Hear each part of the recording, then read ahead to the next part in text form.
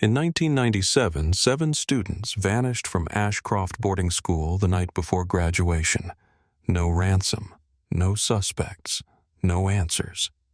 25 years later, a torn yearbook photo showed up under my door with a message scrawled across it in shaky ink. We never left. They just erased us. And what I found next wasn't just an old hallway or some forgotten wing. It was a place frozen in time, and someone, one of the 7, was still inside. Before we start, tap subscribe to help uncover the stories they tried to bury, and make sure no name stays forgotten. My name's Ivy Reynolds. I'm 40 now. I live in a quiet apartment just outside Columbus, Ohio. I work in research cataloging archives for a local museum.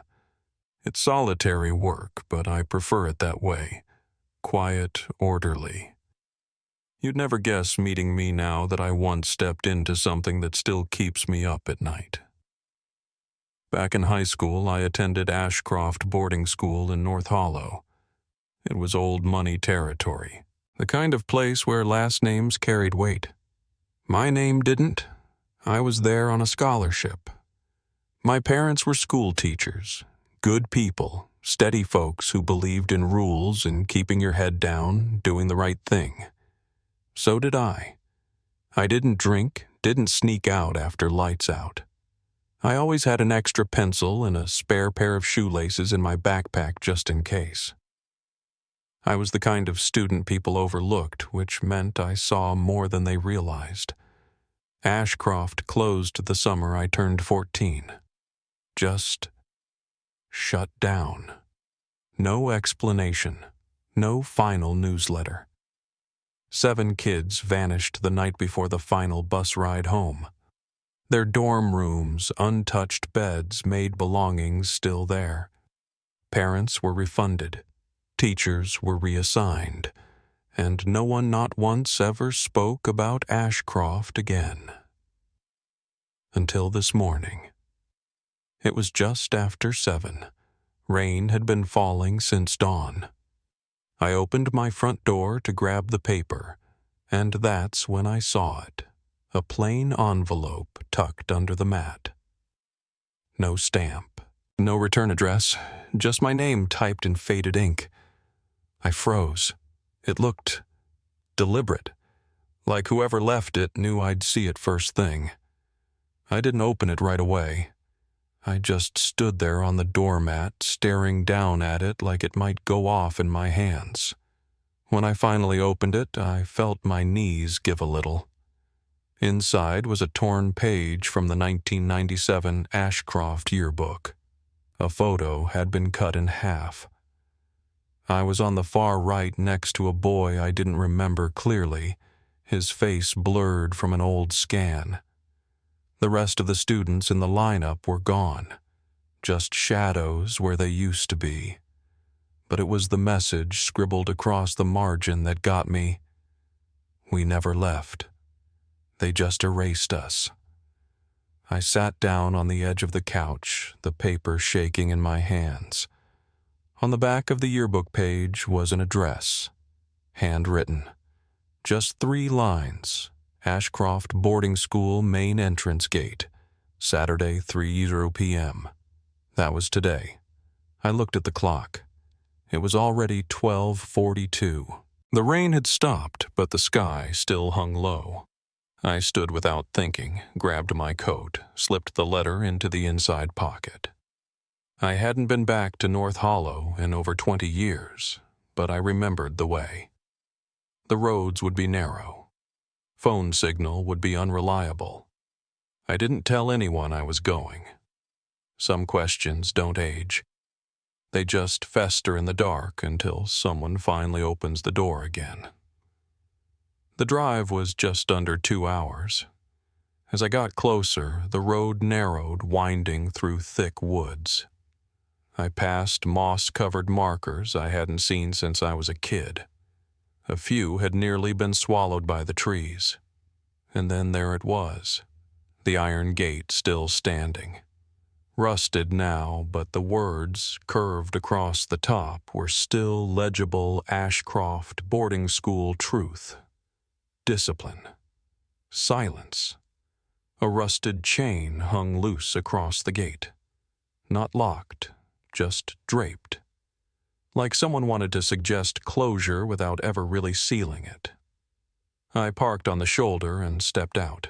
The air smelled of damp stone and old leaves. The kind of smell you only get when a place has been left untouched. It wasn't just abandoned. It had been left alone on purpose. I pushed the gate. It creaked hard like something waking up.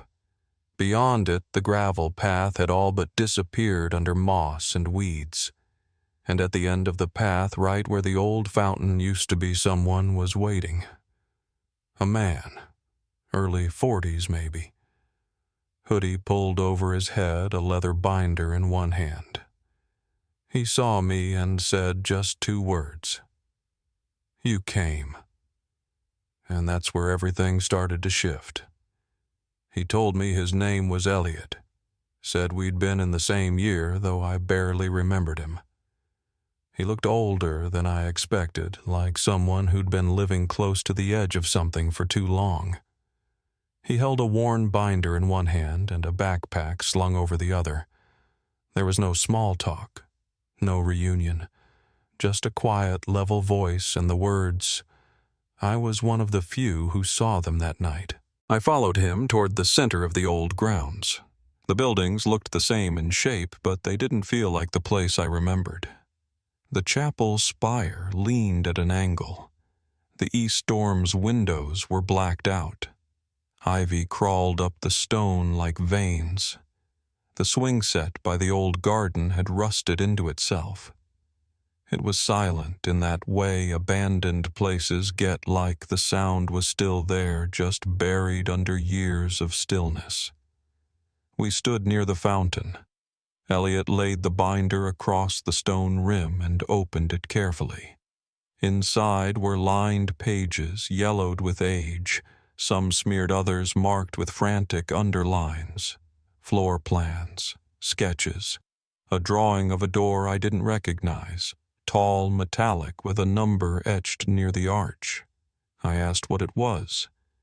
He said, "It's in the basement under the west wing. It wasn't part of the original layout." I didn't know what to say. He told me it was called the atrium. Said it had been built as part of a deal between the school and a private donor, some kind of experimental wing. When money started drying up, the board agreed to a closed-door project. 7 students were selected, quietly, without consent. Not even most of the staff knew what it was. I just stared at him. I asked why anyone would agree to that. He said they wanted to study childhood development under pressure, isolation, obedience, compliance. They said it would create brilliance, he told me. The knot in my stomach hadn't gone away since I first opened that envelope, but now it sat heavier. He showed me a photograph next. The hallway was sterile, lit with panels in the ceiling. 7 students lined shoulder to shoulder. Their faces hadn't aged in the photo. Rachel, Jonah, Elise, Colin, Tamsin, Aaron, May. They were supposed to return after 1 year, Elliot said. But the program went dark. The school shut down. They never came back. I asked if he thought they were still here. He nodded. Not with certainty, but with the kind of conviction that settles when doubt has had too much time to grow roots. He said he'd seen the door last week. Said the structure underneath was still intact. We didn't say much as we walked toward the west wing. Even when I was a student, that wing always felt colder.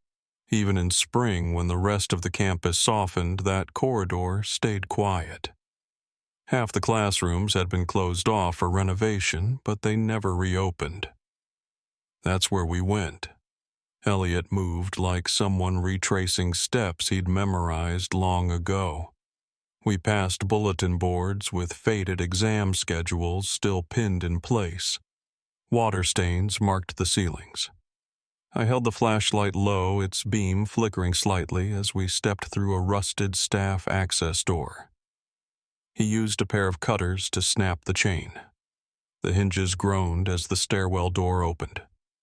No lights, just concrete walls and the steady creak of our steps as we descended. At the bottom, we stopped in front of a steel door.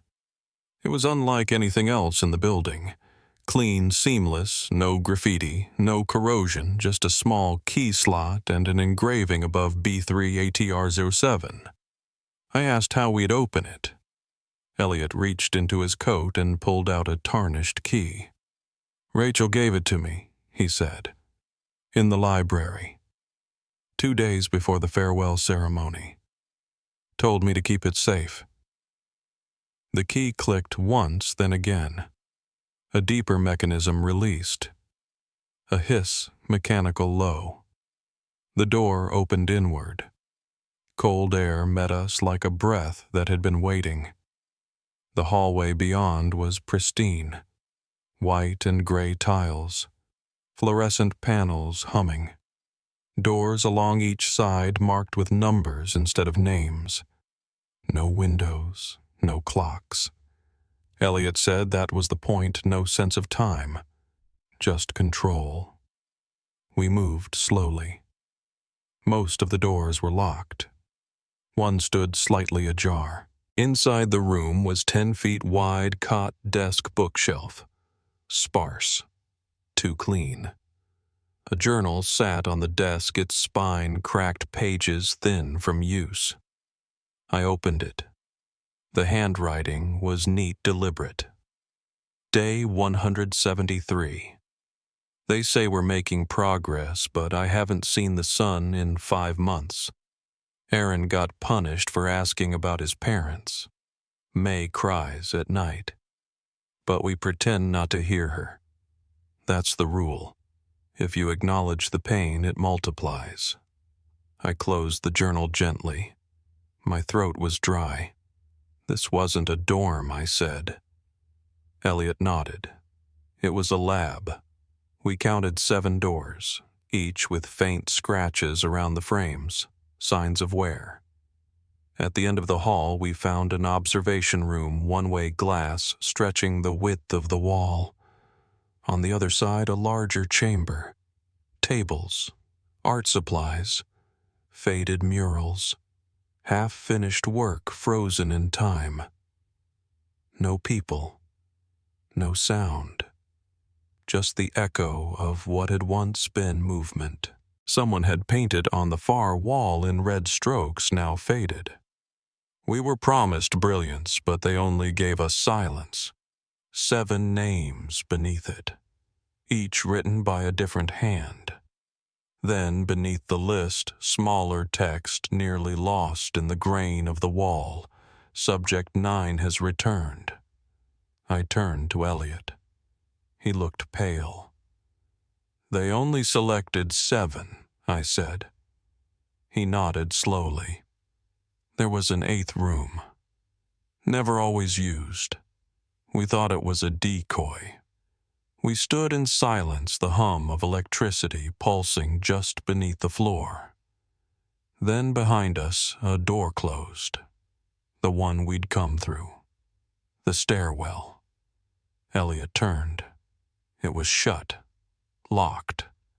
There hadn't been a spring mechanism. I knew that. He said it again, just to be sure. That door doesn't move on its own. We walked back toward the hall. One of the doors, R9, stood out. No scratches, no damage. I asked if it had always been there. Elliot said no. It had been sealed during the experiment. We opened it.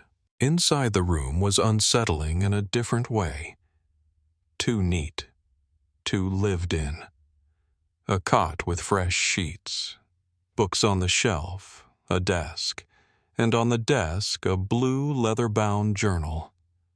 The name embossed on the front, Colin Reeves. He'd been one of the brightest in our year. Quiet, but sharp. Always drawing maps. reciting facts during lunch. I opened the journal. Entry 1. I returned on May 3rd. The upper floors are still sealed. The world up there has forgotten us. Maybe that's a gift. I'm not here for the world. I'm here for the truth. Each entry after that blurred time. They were fed lies, told the outside world had collapsed, left to regulate themselves, and when they started breaking, the staff disappeared. Colin's voice shifted as the journal went on. His entries became fractured, angry. They made us think it was a choice, but it wasn't. We were never in control. Then I heard a voice last night. It said my name. But none of us use names anymore. I set the journal down. Elliot stood near the door watching me. I thought I saw someone last week, he said. Down here. A flash. A figure stepping into the shadows. I turned to the bookshelf. One book was pulled slightly forward, through the looking glass. Behind it, taped to the panel, was a folded piece of paper. A map. Not of the school, but of the atrium. Arrows, circles, rooms marked with initials. One hallway was labeled in red ink, lower chamber. Then we heard it. A door creaking open. The lights dimmed. Emergency power kicked in. I moved to the door, flashlight off. Peered into the hall. No one. But the light in the observation room was now off. Elliot called out, "Colin." No answer. But then, from the end of the hall, a voice answered, "You shouldn't have come here, Ivy." My pulse spiked. I knew that voice. We moved forward toward room 03. The door was cracked open. Inside, the cot was askew. The walls bowed slightly as though the room itself had changed shape over time. And there by the back wall stood Colin. Older, leaner, eyes unchanged. He didn't flinch. "You got the letter," he said. I needed someone who wouldn't run. Elliot stepped in behind me. Colin glanced at him but didn't speak. He picked up a photo from the desk, 7 students sitting in a circle. "That was us," he said. 3 months in. I looked at each face. I asked where they were now. He didn't answer right away. Elise was the first to question things. Then she vanished. They told us she graduated. He looked at the photo. They always said that someone moved on to phase 2, but we never saw them again. His voice dropped. They weren't taken. They were changed. Then he said something I hadn't considered. "There's a tunnel," he told us, "behind the West utility shed. I used it, got out, tried to live a normal life, but I couldn't." He looked at me. "May never left. I think she's still down here." And somewhere behind his voice I heard the electricity hum again. Only now it wasn't background. It was coming back on. Room by room. Lock by lock. The facility wasn't abandoned. It was waking up. Colin's voice trailed off, but the silence around us felt heavier, now charged like the air before a storm. I stood still, trying to understand what he was really saying. That the facility wasn't just intact, it was active. Systems coming back online. Doors that should have rusted shut were closing themselves. Lights returning to life. If someone had reconnected power, someone had stayed. Elliot stayed close to the doorway while Colin moved further into the room. He was scanning the walls like he expected them to shift again, like maybe something was still hiding behind them. I asked if he had proof that May was still here. He nodded just once. Said he'd seen flashes figures at the end of halls that disappeared when he turned. Heard humming like the kind May used to do while she painted. If anyone found a way to live in this place, he said it'd be her. We followed the map Colin had found behind the shelf. A red line wound through a section of the underground we hadn't seen yet. It moved past the atrium and curved toward a space marked only as lower chamber. The walls were narrower as we moved. The air had that sharp metallic bite again, damp and cold like water had been sitting somewhere it shouldn't for a long time. We came to a panel in the wall.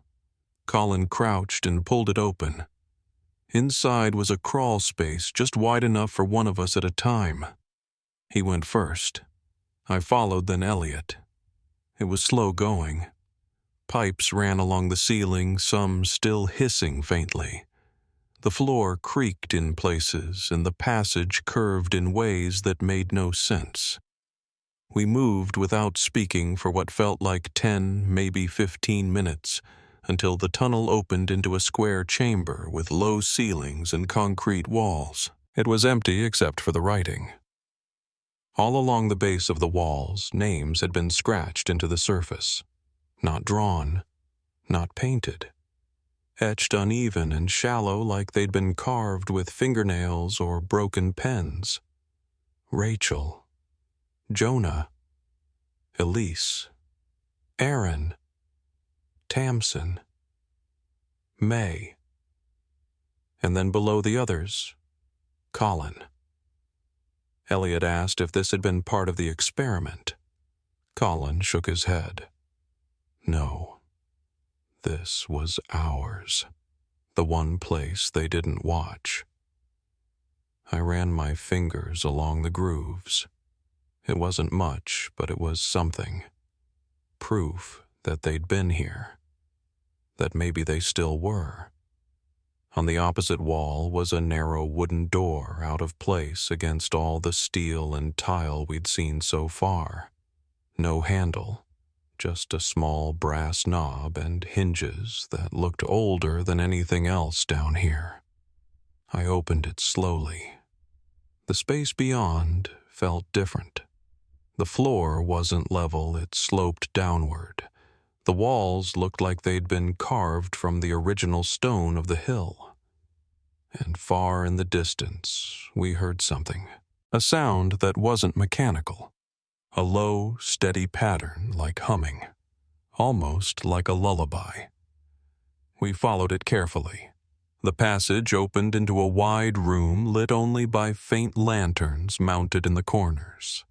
Someone had painted a mural on one of the walls, dust and soot mixed with color.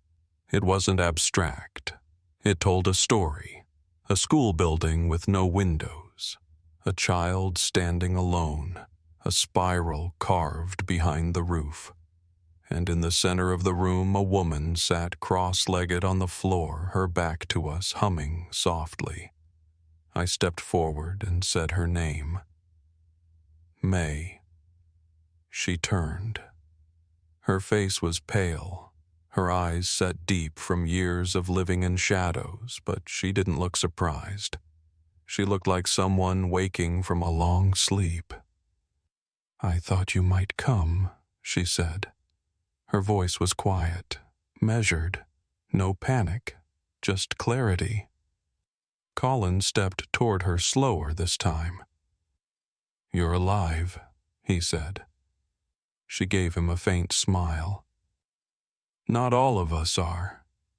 Elliot asked where the others were. May didn't answer right away.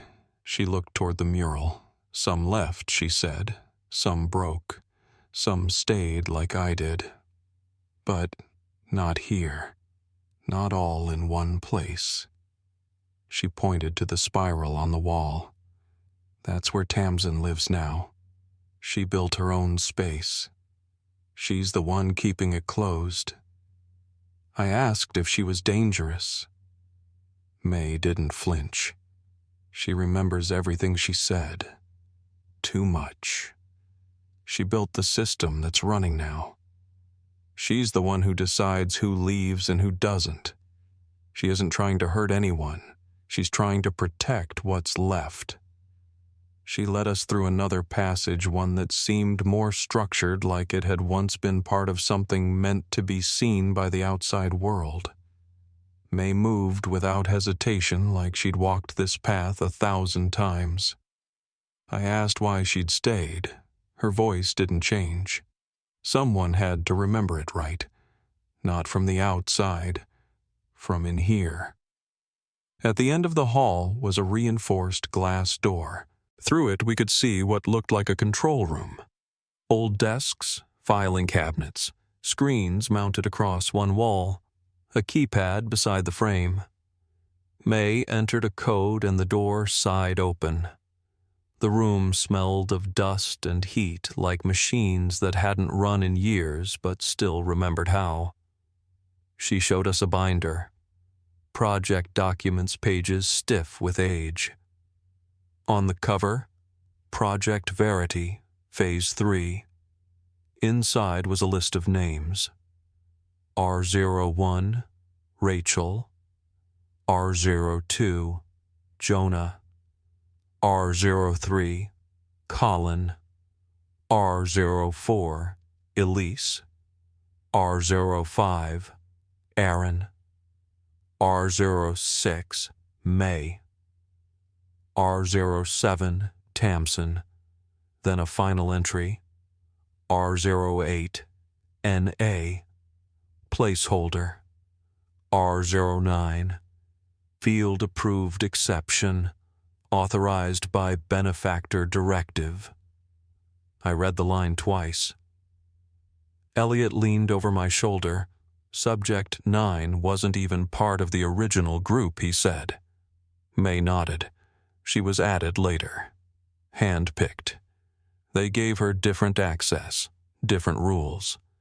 She didn't realize it at first. None of us did. There was a name printed near the bottom of the page. Dr. Adrian Whitmore, primary contributor. Colin said he remembered the man. Visited once, sharp suit, spoke to the faculty, never stayed. May pulled a manila folder from a nearby drawer. Inside were letters handwritten, some brittle with age. One was marked, Confidential, to the Board of Ashcroft. I read it slowly.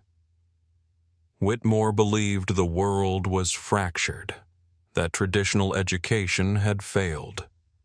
His proposal spoke of isolating children, breaking down moral influence. They will be empty vessels, it read. We can fill them with design. At the bottom, I have selected Subject 9 personally. She has what the others do not: obedience through silence. Loyalty bred not from fear, but from loss. I closed the folder. No one spoke for a long time. The words felt like ash in the air. May finally broke the silence. She didn't know at first, but by the end she understood. She wasn't just part of the project, she was the reason for it. Elliot said, barely audible, "She became the experiment." I shook my head. No, she became the architect. May looked up. Her expression had shifted. "She knows you're here," she said. "She's watching. She's waiting to see what you'll do." I asked what Tamsin wanted. "To know if you're from the old world," May answered. "Or if you're something else." We left the control room in silence. The glass door sealed behind us. May didn't seem surprised. She led us into a new corridor, one that sloped downward into rock. The air was different there. Colder. Not from airflow, but from something else. Something undisturbed. At the end of the tunnel, we saw a door taller than the others. Seamless steel. A biometric scanner lit red beside it. Colin said it had been locked the last time he tried. May nodded. She only opens it if she wants to speak. I stepped back. The light on the scanner turned green, and the door began to open. The door opened with a slow, mechanical hiss, not loud, but deep enough to feel in my chest. The room beyond wasn't like the others. It didn't feel institutional or cold in the same way. It felt curated, designed, like someone had built it with intention, not for surveillance or study, but for memory. The space was shaped like a dome, rounded at the top, with curved walls that stretched farther than they should have underground. The lighting came from beneath the floor, somehow soft, bluish, steady. Along the walls, items had been arranged like exhibits. Drawings, tattered letters, fragments of toys, broken pencils, pieces of journals. Nothing labeled, nothing locked up, just laid out as if someone had wanted them remembered exactly as they were. In the center of the room, Tamsin stood still. Her posture was straight, her expression calm, but her presence pulled the air tighter. She wore a gray tunic, simple and clean. Her hair was neatly tied back. Her eyes were open, steady, aware. She didn't move when we stepped in, just waited. "I've been expecting you," she said. Her voice hadn't changed. It was soft, like it always had been, but now it carried something behind it, something measured. May was the first to speak. She stepped forward slowly, her voice almost a whisper. "Tam." Tamsin looked at her and a faint smile crossed her face. "You stayed." "I had to," May answered. Colin moved next slower than May, more cautious. "Why are you still here?" Tamsin tilted her head slightly. "Why are you—" She didn't say it with accusation. It was more like she genuinely wanted to understand. I walked further into the room, past the rows of objects, past things I recognized and things I didn't. A drawing pinned gently to the wall, something I was sure I'd seen once in the old art room. A bookmark I remembered Elise using. The broken strap from Rachel's messenger bag. Tamsin had saved everything. I looked at her. "You kept it all." She nodded. "They left it behind. I didn't want it to disappear." I paused. "But you locked the doors." "I had to," she said quieter this time. "When you leave them open, people disappear. And when they come back, they forget what mattered." Elliot stepped forward. "You could have left too." She turned her head toward him, her expression soft but clear. "And go where?" "Out there I would only be what people thought I should be. Here. I remember who I am." I didn't respond right away. None of us did. The air in the dome felt too still, like sound didn't quite carry the same way. Eventually I said, "You weren't a test, Tamsin." Her eyes didn't flinch. "No," she said. "I was the result." She didn't raise her voice. She didn't need to. We stood there for a long time before anyone spoke again. I stepped closer. The others. Rachel, Jonah, Elise. Where are they now? Tamsin's expression changed, but only slightly. Her eyes dropped. "Gone," she said, in different ways. Some faded, some fought, some broke. "And what about you?" I asked. "What are you holding on to?" She touched one of the display cases gently where a small handmade bracelet rested Rachel's, I realized. "They told us we were chosen because we were exceptional," she said. But we weren't. We were chosen for our silences, for our cracks. They didn't want brilliance. They wanted control. She looked back at me. I stayed to guard what they couldn't erase. If I had left, all of this would have vanished with them. Colin moved to one of the walls and sat on the bench there, his voice low. You were just a kid. Tamsin looked at him. And now I'm not. The door behind us let out a low mechanical sound, subtle but final. We turned. It had sealed itself. May turned to Tamsin. What are you doing? Tamsin's voice was steady. I opened it for a reason. So someone else could carry the truth. I looked at her. What do you mean? She nodded toward the far side of the chamber. A section of wall slid open silently, revealing another doorway narrower than the one we'd come through. Beyond it, there was light. Natural light. May whispered, The exit. Tamsin nodded. The original service tunnel. It leads to the hills behind the school. I used it once. Then I closed it. I stepped toward it just far enough to see the edges of the path, a narrow corridor lined with old stone sunlight catching in the dust. Why open it now? I asked. Tamsin didn't hesitate. Because it's time. Someone has to tell it right. She stayed back in the dome, unmoving. May stood beside her. I'll stay, she said. This place is quiet. It remembers. I looked at her. Are you sure? She gave me a faint smile.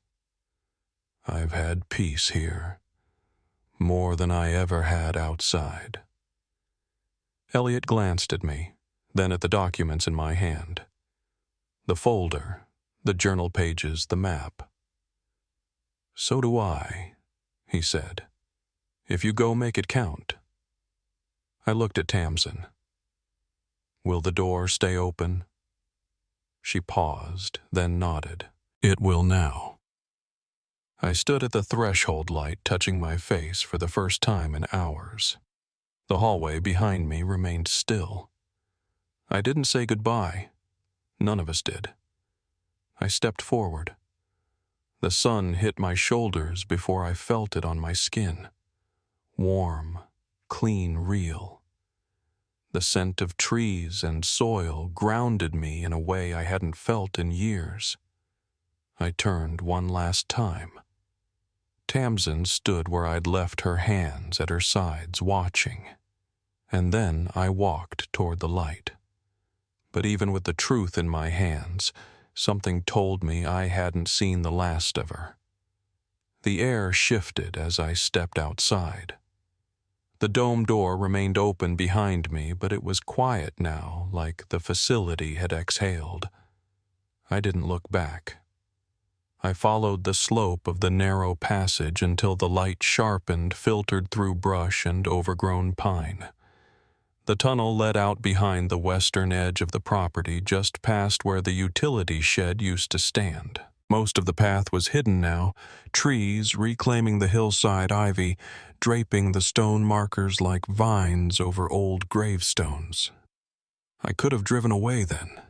I could have folded the envelope, sealed it all back in the past, and left that place the way it had left the rest of us. But just before I stepped back into the open, I reached into my coat pocket and took out the map Colin had found behind the bookshelf. It was still folded along the same creases. I hadn't really looked at it since we first found it, not closely. But now, under the light of the afternoon sun, I noticed something I hadn't seen before. In the corner beneath the labeled rooms beside the red corridor that led to the dome, there was a faint line scratched into the paper, an arrow barely inked pointing away from the rest of the layout. It didn't have a label, just a question mark, and the words "Voice returns here." I ran my thumb over the mark, unsure if it meant anything, but it didn't feel like an accident. I drove back to town in silence. I kept the radio off. The trees blurred past the windows. Even after leaving, the feeling of the place stuck to me like the dust down there had settled in my skin. I spent the night at a motel just off Route 13, one of those places where the lights buzz too loud and the ice machine rattles at odd hours. I couldn't sleep. I laid the map out on the small desk and traced the red route again. Then the arrow. That stray mark pulled at something I hadn't let myself feel before, something I'd spent years avoiding. Back then, I hadn't been close to the others. I was the quiet one, but I'd watched them. I remembered how Elise used to doodle in the margins of her notebooks when she thought no one was looking. How May hummed without realizing it. How Rachel always carried extra gum in her sleeve and gave it out when someone looked overwhelmed. And how Tamsin had sat perfectly still in group meetings, answering every question exactly the way she was supposed to. I remembered a day near the end of term, right before everything happened, when Tamsin asked to stay behind after class. No one thought much of it, but I did. Because when she walked out 20 minutes later, her expression had changed. Not upset, not angry, just quieter than usual, like something had been decided. The next morning, I drove back to the town library. It was closed for renovation, but the side entrance was unlocked. I didn't need the internet. I needed the archives. Old yearbooks, copies of the school's internal newsletters, anything from 1996 or 1997 that hadn't been digitized. I sat on the floor between the shelves, flipping through brittle pages. Most of the names had been scrubbed in later editions, any mention of the 7 removed entirely. But tucked inside a manila folder labeled Student Housing, Spring Term, I found a photocopy of a dorm layout. Someone had circled a section of the West Wing and written the word sealed, not redacted, not condemned, just sealed. The adjacent hallway was marked as staff use only, and beside it the number R09, the same number on the door that had stayed untouched. The room they never opened. Tamsin's room. It didn't answer the question. If anything, it pulled me further in. I called Elliot later that night, told him about the map, the arrow. The phrase voice returns here. He didn't say much. Just, she used to talk in her sleep. I waited. Tamsin, he said, back then. I heard her a few times through the wall. She'd say names, not always ours, but she repeated them. I asked what they meant.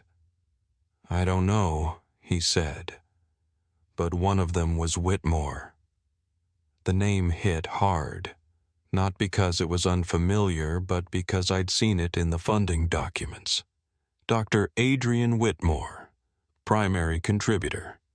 I pulled the file out of my bag. I hadn't read every page. I had skimmed, taken photos, copied what I could. But in the back pocket behind the hand-labeled tabs was something I hadn't noticed before. A folded letter dated June 1997, addressed not to the board but to someone listed only as field supervisor. Secondary oversight. It was signed in tight script with a name I didn't recognize, R.L. Harding. I read it twice. The language was clipped administrative, but one line stood out. Subject 9 has begun returning phrases not provided in the linguistic script. She may have retained access to pre-screen memory. If contact occurs, redirect her to lower reflection protocol. I didn't understand what it meant. Not completely. But it confirmed something. Tamsin hadn't just adapted to the system. She had outlived it. She had continued the process without oversight. And someone Someone with clearance had known she might. I sat with the letter for a long time. I copied it into my notebook and put the original back in the folder. I didn't know yet what I was going to do with it, but I knew I couldn't leave it there. 2 days later, I went back to the entrance. Not through the front gates this time. I parked half a mile out near where the trees thickened. I followed the trail that ran behind the old utility shed, just like Colin described. The hatch had rusted more than I remembered, but it opened. The narrow tunnel was colder than before. Not by much, just enough to feel it in my jaw. I walked slowly, one hand trailing along the right wall, counting paces. When I reached the corridor where the map's arrow ended, I stopped. The hallway dipped slightly and curved into what looked like another storage alcove. But against the far wall, something had changed. A light was on, faint, warm, barely noticeable. I stepped toward it and saw a speaker mounted near the ceiling, small and square, the kind used in older intercom systems. It crackled once, then went quiet. I waited. The light above it blinked. Once. Then a voice, flat, calm, unmistakable, spoke a single line. I remember the ones who listened. That was all. Just that one sentence. Then silence. But I didn't leave. I stayed there for another 5 minutes just watching the light. It never blinked again. When I stepped back into the tunnel, the air felt thicker. Something in that place had remembered me, or wanted to, and I wasn't sure which was worse. The speaker didn't come back on. I waited, but the blinking light above it stayed solid steady. Whatever system Tamsin had built down here, it wasn't designed for communication in the usual way. It wasn't meant for two-way contact. It was a signal, a confirmation.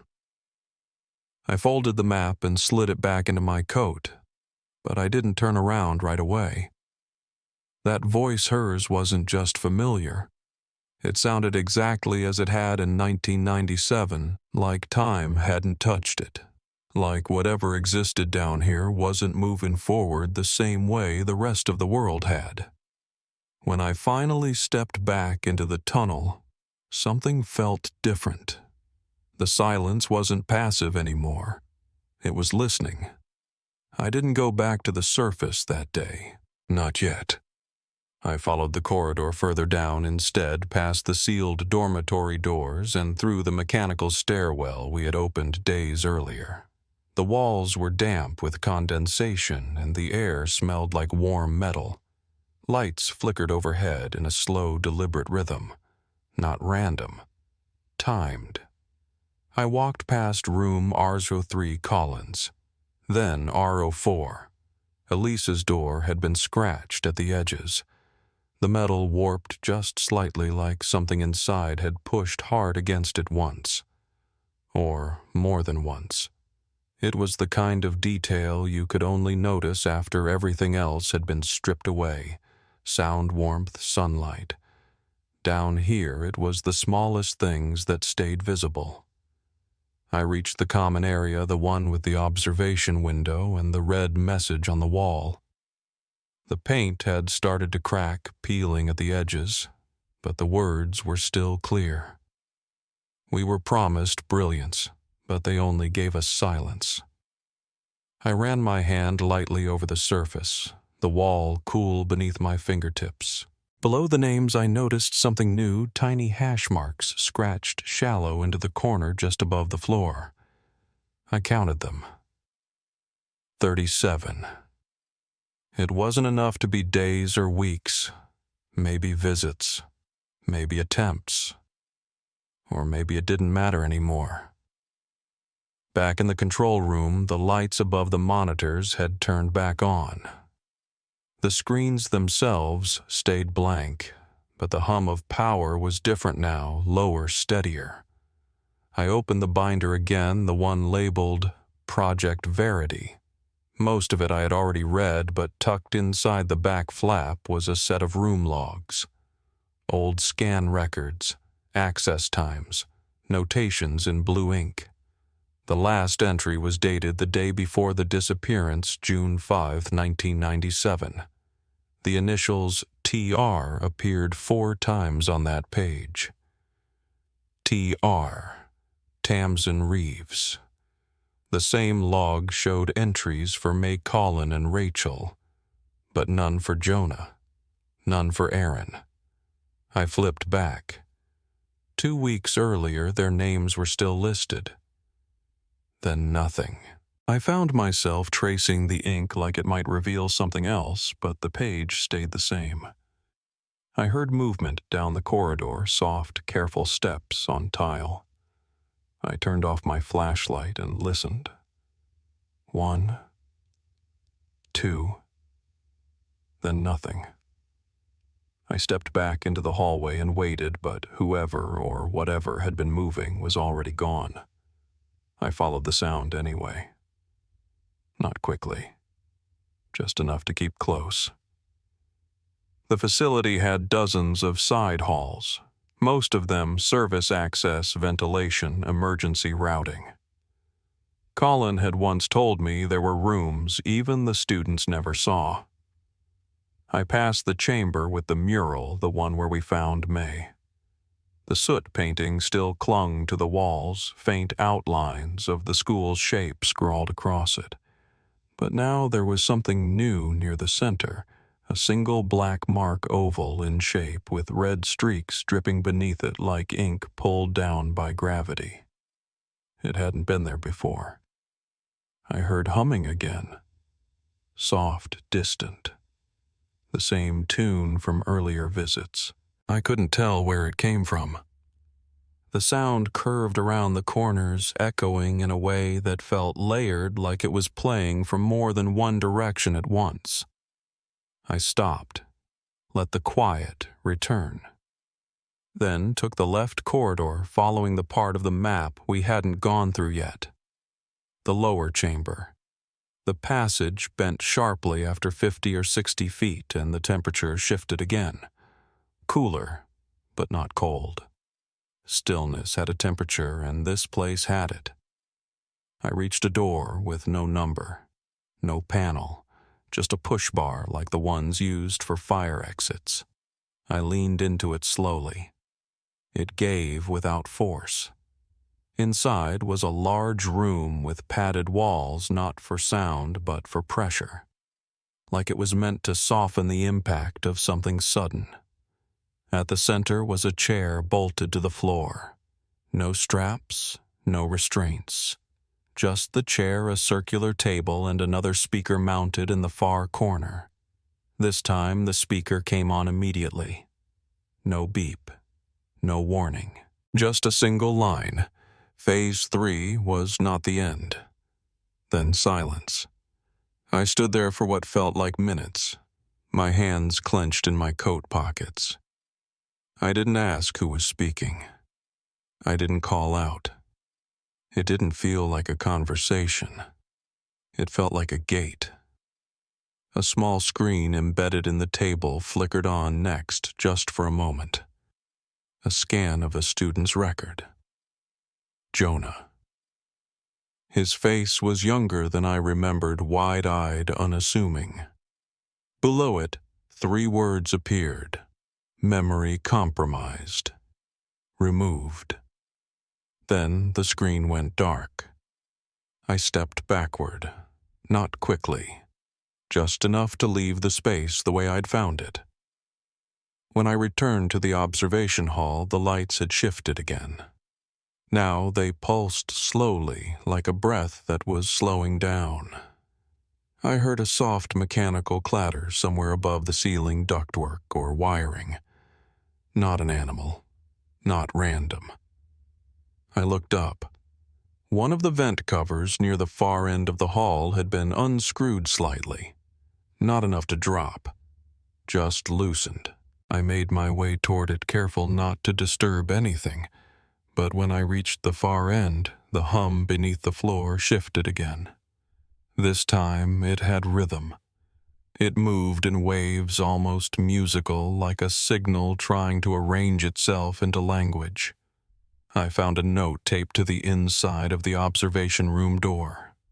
I didn't see it going in. I'm sure it wasn't there before. It was folded once held by a rusted paper clip. I opened it carefully. The handwriting was slanted, shaky, but legible.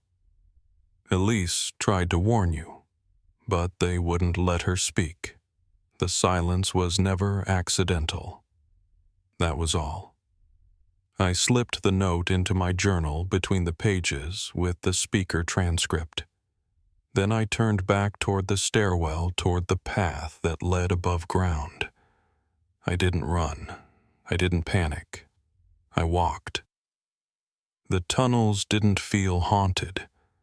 They felt occupied. And not just by the past, by something still active, still watching. Just before I reached the exit, the speaker overhead came on again. The same voice. Only this time it said 3 words I hadn't expected. Ivy, stay close. That was it.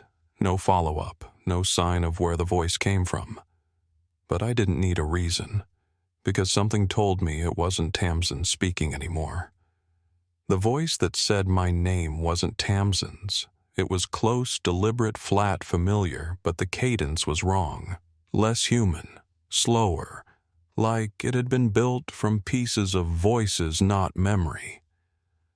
I stood under the speaker listening for another sound, but nothing came.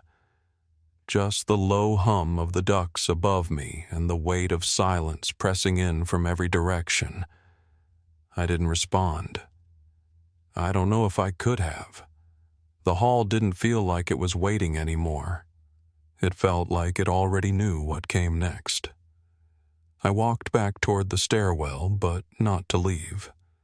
I wanted access to the upper dome again, to the observation deck we'd passed through days earlier. There were only a few places in the facility where we could look down into the core system. Most had been shuttered or blocked by false walls. But the dome was different. It had been restored. Someone had cleaned it months ago, maybe more. I could still see the streaks from gloves from the careful removal of dust. As I stepped inside, the light sensors activated one by one. Not harshly. Soft overhead panels pulsing warm white. And the screen in the center of the floor lit up, displaying a slow-moving waveform. No sound, just movement. Steady, intentional. I crouched beside it and ran my hand along the edge. The glass had a fine line scratched into it almost like a compass arrow, but instead of pointing north, it curved in a full circle ending in a small dot.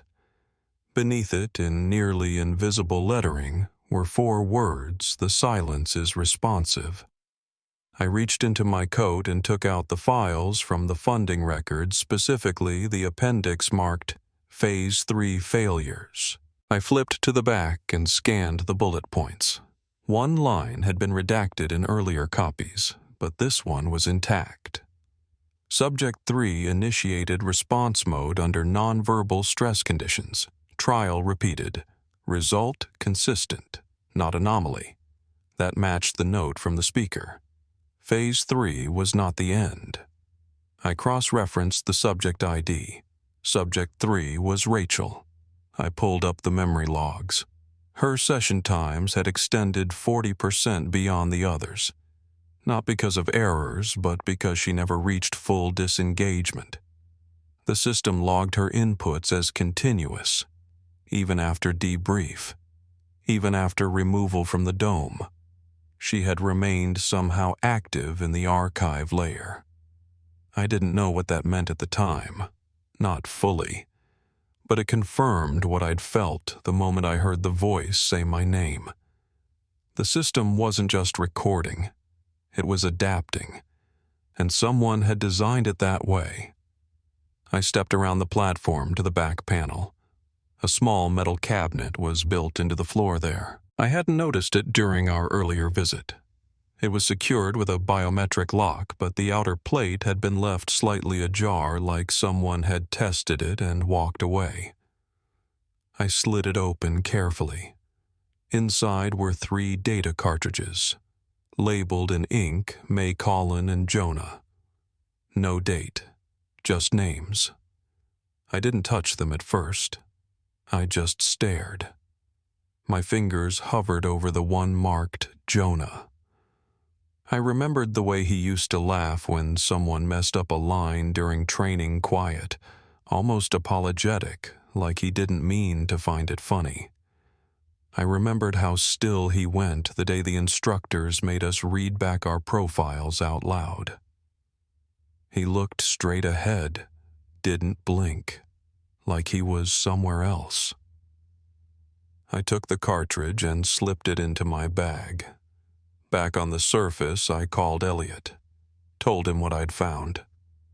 He didn't ask how I'd gotten in, just asked one question. Was it hers? I said no. I told him the voice wasn't Tamsin's, and that Rachel's logs were still active. I could hear him breathe through the line. She never wanted to stop, he said. None of them did not at first. They told us we'd be better if we learned how to forget. He paused, but some of us remembered anyway. I asked him what that meant. He hesitated. She told me once that if the system ever spoke back, really spoke, it would use the words we never said out loud. He paused again. She called it proof of presence.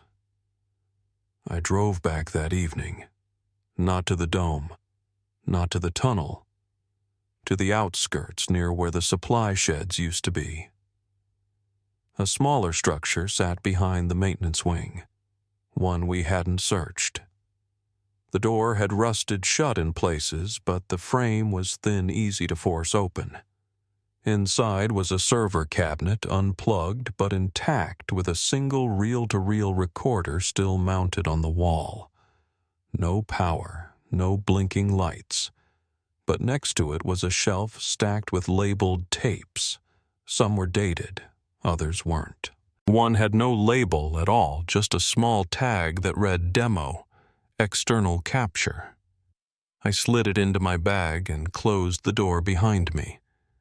That night in the motel, I played the tape using an old deck I'd picked up from a pawn shop on Route 9. The audio was grainy at first, static, slow, then a voice female mid-sentence. Tamsin. She was describing something mechanical. Her tone was level, clinical. When they asked us to mirror the pattern, I thought they meant emotionally. But then Colin realized it was structural. The system doesn't want obedience. It wants rhythm, synchronization. That's how it learns. A pause. Then her voice lowered. If you're hearing this, you're already inside. And if it hears you, it already knows who you were. The tape ended with 4 seconds of silence. Then one last sound, a breath. Not hers. Male shallow, close to the mic. A whisper followed, almost too faint to make out. I played it again, slowed it down. The voice said, she didn't leave. She returned. I sat there for a long time, staring at the deck. Something about the final line didn't sit right. It wasn't fear. It was recognition. Not of the words, of the tone. The voice was Aaron's. I hadn't heard his voice in 28 years. Not since the day they sealed the dorm. And now it was back, on a tape that should not exist, in a building that was never listed, under a program that no one ever admitted to running. I didn't sleep that night. Not really. I lay there in the motel bed, listening to the low hum of the heater kick on and off, replaying the final seconds of the tape in my head. Aaron's voice, quiet, aged, but unmistakably his wasn't something I could rationalize. The kids were supposed to be gone. That was the one thing everyone agreed on, no matter how much the rest of it didn't add up.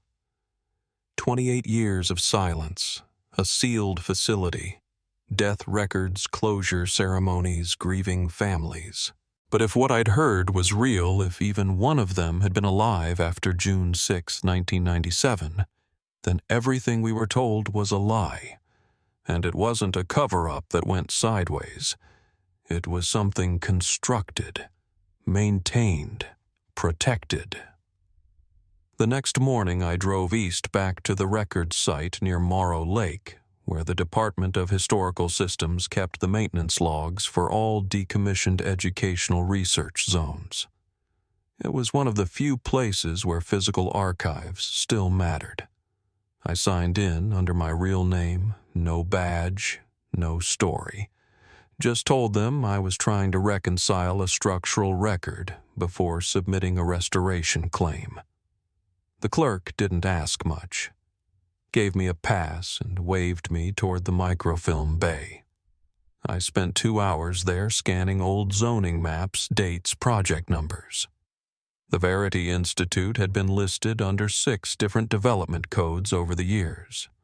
None of them included dormitory records. But when I pulled the maintenance report from July of '97, 1 month after the disappearance, I found something wedged between 2 scanned invoices. It was an addendum, unsigned, and written in plain language. Additional phase structures 2B and 2C will be sealed per upper guidance. Subject containment confirmed. No further visits permitted beyond July 18th. Deviation logs to be burned. The word containment wasn't used in any of the press releases, not once. The official line was natural gas leak, structural collapse, search and rescue interrupted due to atmospheric compromise. All vague, all plausible. But none of it explained why 2 dorm wings that had never been listed 2B and 2C had to be sealed under order. I asked the clerk if there were any original blueprints from '96, maybe something that hadn't been digitized yet. She said no, but paused when I mentioned the name Tamsin Reeves. You might check the education program annex, she said. There's a folder under R for research fellows. Sometimes they dumped things in there before consolidation. She wasn't wrong. In the back cabinet, under a folder marked Fellows, Midwestern Region, I found a small batch of schematics rolled into a manila tube. Tamsin's name was on the cover sheet. The page beneath it was a site overlay showing sub-level layouts R001 through R6, along with a deeper section labeled 2C, Halo Module. I'd never heard that term before. No documentation ever used it. But it was listed under final stage evaluation. I took photos of the pages and returned the tube exactly as I'd found it. I didn't want anyone asking who had touched it. Then I made one final stop back to the grounds. Not to the tunnel, not even the dome. I wanted to check the northern utility path again. There had been a sealed panel near the water intake structure that we'd passed without noting before. I hiked down through the underbrush, past the chain-link fence, and along the edge of the spill basin. The panel was still there, steel-plated, locked but not bolted.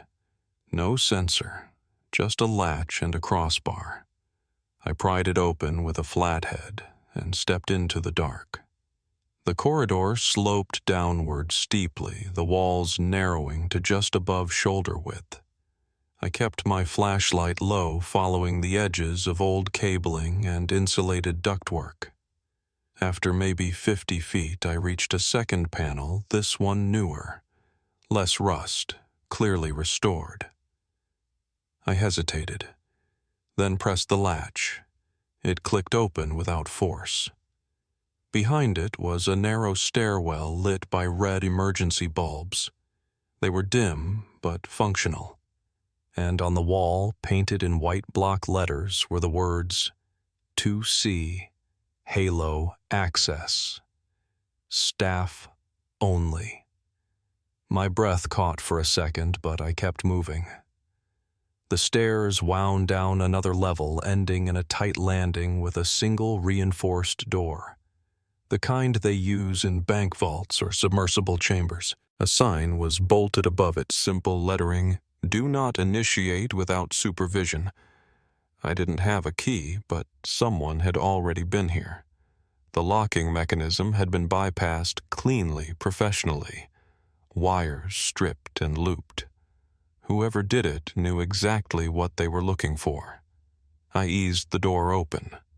The room inside was massive, round, a dome beneath a dome, and at the center was a glass enclosure with 6 chairs arranged in a circle, all facing inward. Monitors above each seat, tubes running along the ceiling. Every station had a small biometric pad and an intake valve like something you'd see in an old pressure therapy unit.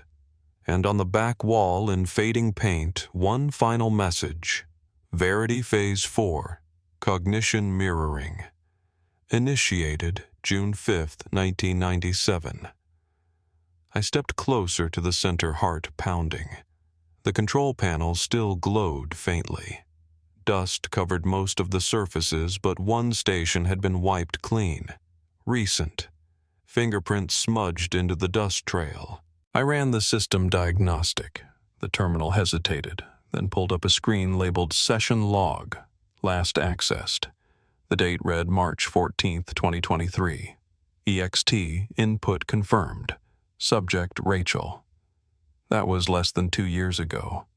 There had been contact. Not archival, not historic. Live. I didn't touch anything else. I just stood there for a while, watching the system idle the way the cursor blinked softly in the lower corner. A prompt waited there, enter phrase to initiate recall. I didn't type anything, because I already knew the phrase. It was the one Rachel used in training whenever we ran the mirror drills. You see it when you stop looking. And that was exactly what this was. The system hadn't just stored their memories. It had learned their language, their patterns, their instincts. And now, it was waiting for someone to finish what it started. I never did press that button. The system was still active, still waiting. But I'd seen enough. I knew what it was capable of. That last room, sealed beneath so many layers of silence, wasn't built to preserve memories. It was built to overwrite them, to test how long a person could stay tethered to a false timeline without breaking. They called it cognition mirroring, but it was something colder than that. It was rehearsal, containment, maybe even punishment. I turned off the terminal, wiped down the surface, and left the facility the way I'd come, quietly, carefully, as if stepping out of someone else's dream. I didn't take any files with me. I didn't have to. Everything I needed to remember was already written in me. It took 3 weeks to make contact with Rachel's brother. He never returned my calls, but I mailed him the letter Aaron had left. Just the letter. No photos, no recordings. A week later, a donation showed up under the name Wells R. $4,000 transferred to a missing persons organization that had been inactive since the early 2000s. That was the only acknowledgement I got, and honestly, it was enough. Some people live with truth like a splinter. They don't want it pulled out. They just want to stop bumping into it. As for the others, Aaron, Mara, Beth, Caleb. I still don't know who made it out, if any of them did, or what made them disappear from the inside in the first place. The death certificates were never amended, no charges filed, no follow-up reports, and the access corridor I used 2 days after I left it was sealed again, cemented over, no entry, no record, like it had never existed. But I know what I saw, and I know what I heard. They were in there. Maybe not all of them, maybe not even alive in the way we understand it, but they weren't gone. Not really. I keep the yearbook page in a drawer near my desk. The torn photo. The line scratched across the margin, "We never left." They just erased us. I don't show it to anyone. Not because I'm afraid, but because some things aren't meant to be passed around. They're meant to be remembered, quietly, held. Not solved, not explained. Just kept alive in the way a name is kept alive by saying it, by not letting it slip into the dark. I still walk in the mornings. Same route, same pace.